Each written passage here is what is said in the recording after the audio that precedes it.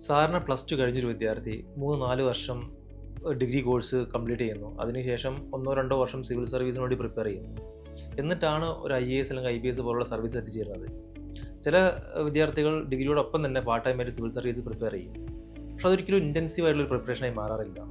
അതുകൊണ്ട് തന്നെ ഡിഗ്രി കഴിഞ്ഞതിന് ശേഷം അഗെയിൻ അവരെന്ത് ചെയ്യണം, ഒരു 1-2 വർഷത്തെ സിവിൽ സർവീസിൻ്റെ ഇൻറ്റൻസീവ് കോച്ചിങ്ങിന് പോകേണ്ട ആവശ്യം വരുന്നുണ്ട്.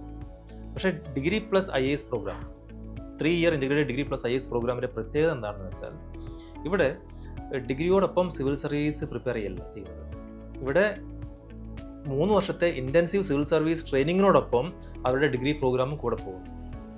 അതുകൊണ്ട് തന്നെ ഡിഗ്രി ഫൈനൽ ആകുമ്പോഴത്തേക്ക് തന്നെ ഈ പറഞ്ഞ വിദ്യാർത്ഥികൾ സിവിൽ സർവീസ് പരീക്ഷ എഴുതി ക്ലിയർ ചെയ്യുന്ന ലെവലിലോട്ട് എത്തിച്ചേരും. ഇവിടെ നമ്മൾ കൊടുക്കുന്ന ഡിഗ്രി എന്ന് പറയുന്നതും അതിലൊരു സവിശേഷതയുണ്ട്. അതായത് ഈ പറഞ്ഞ ഡിഗ്രി നമ്മൾ കൊടുക്കുന്ന പൊളിറ്റിക്കൽ സയൻസ് ഡിഗ്രി കൊടുക്കുന്നുണ്ട്, സോഷ്യോളജി ഡിഗ്രി കൊടുക്കുന്നുണ്ട്. കാരണം ഈ ഡിഗ്രിക്ക് ഒരു പ്രത്യേകത എന്ന് പറഞ്ഞാൽ അതിൽ പഠിക്കുന്ന ഒരു മെജോറിറ്റി ഓഫ് ദ കാര്യങ്ങളും നമ്മുടെ സിവിൽ സർവീസിൻ്റെ ഓപ്ഷണൽ അല്ലെങ്കിൽ ജനറൽ സ്റ്റഡീസ് ആയിട്ട് ഓവർലാപ്ഡ് ആണ്, ഓൾമോസ്റ്റ് എല്ലാ കാര്യങ്ങളും. അതുകൊണ്ട് തന്നെ ഡിഗ്രിക്കായിട്ടൊരു സെപ്പറേറ്റ് ടൈം എനർജി ഇൻവെസ്റ്റ് ചെയ്യപ്പെടുന്നില്ല. കാരണം പഠിക്കുന്ന എല്ലാ കാര്യങ്ങളും സിവിൽ സർവീസിന് ഹെൽപ്പ് ചെയ്യുന്ന രീതിയിലുള്ളൊരു പഠന രീതിയാണ് ഈ ഒരു 3 year integrated degree plus IAS programme എന്ന് പറയുന്നത്. അപ്പം പലപ്പോഴും പലരും ചോദിക്കുന്ന ചോദ്യമാണ്, ഈ 3 വർഷം കഴിഞ്ഞ് നമുക്ക് IAS കിട്ടിയിട്ടില്ലെങ്കിലോ എന്ത് പറ്റും എന്നുള്ളത്.